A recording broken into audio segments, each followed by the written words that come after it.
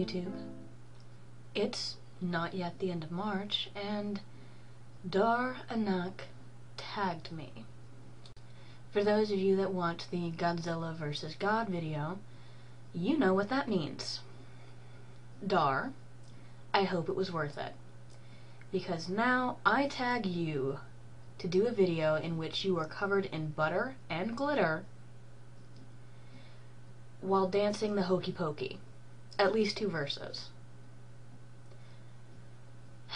I look forward to the video response, and I gave you fair warning. Now that that's out of the way, I will do what I was tagged for. Dar tagged me to tell you guys my 5 favorite books. And before I start, I want to give one an honorable mention, and that is Hitchhiker's Guide to the Galaxy. It was my favorite book for a very long time, but as my interests started to change and I started reading new authors and things like that, it kind of dropped out of the top 5. But it is still a very good read. My 5th favorite book is this one, Readings and Recitations for Winter Evenings. Now, it's not really by a specific author. It's kind of an early 1900s Reader's Digest, but it is one of my favorite books.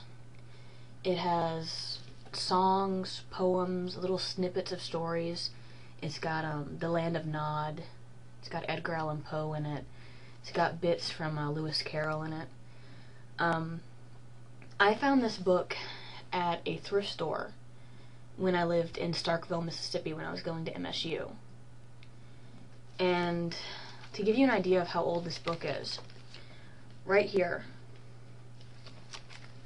I don't know if you can see it, that little pencil writing. To Julia from Mama, January 1st, 1896. Part of my love of this book is the nostalgia, but there are a lot of interesting little stories. I can't read it a lot though because some of the pages have started falling out and the binding is coming apart. But a lot of the little bits of it I do read to my son. My 4th favorite book is Pride and Prejudice and Zombies. I realize this is a bastardization of a classic, but I hate Jane Austen, and Seth Grahame-Smith made her stories bearable. A lot of people may ask why I like this book because it is so stupid. That's part of the appeal. It made me laugh. At one point in this book, they managed to work Jews, ninjas, and zombies into one sentence in a coherent fashion. That takes talent. Another thing is just how they twist your story and make it about zombies and ninjas. Like, let me read you the closing paragraph to this. Like so many before it, her ladyship's serum proved folly, for while it slowed some effects of the strange plague, it was helpless to stop them all. England remained in the shadow of Satan. The dead continued to claw their way through crypt and coffin alike, feasting on British brains. Victories were celebrated, defeats lamented.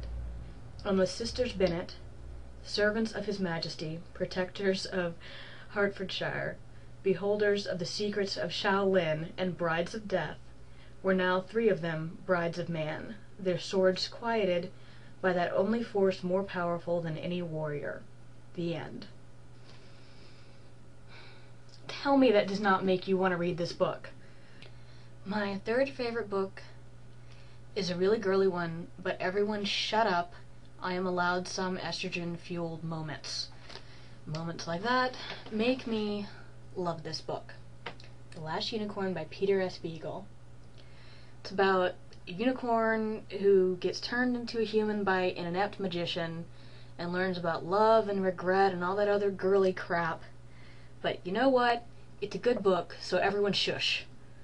My 2nd favorite book is actually a webcomic, but it comes out in hardback form every once in a while, so I can technically use it. It's called Looking for Group, and it's kind of a mix between normal role-playing fantasy games and World of Warcraft, and I can't really tell you the plot because it's still evolving. However, I will put a link to it in the description. It's by 2 very talented guys, the writer Ryan Somer and the artist Laura DeSouza, who is responsible for this artwork, and it's really good. Now, my number 1 favorite book is by my two absolute favorite authors, Terry Pratchett and Neil Gaiman. It's called Good Omens. It's kind of a play off of the storyline of The Omen, you know, Antichrist kid, his named Damien, although that's not his name in the book. But it's about an angel and a demon that decide to try to influence the Antichrist to not destroy the world when he reaches a certain age, because they kind of like civilization. But they get the wrong kid.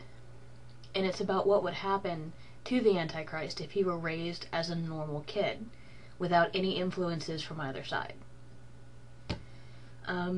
It has a lot of Pratchett's humor, like his footnotes, which I adore, and it has Gaiman's dark storytelling.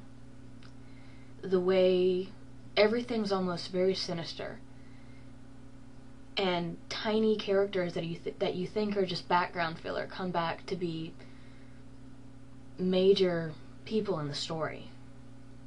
And it's usually people you don't expect. I highly recommend this to anyone that likes Pratchett or anyone that likes Gaiman. If you haven't read it, you should. That's it. I'm not tagging anyone. I hate fucking tags. Quit tagging me, god damn it.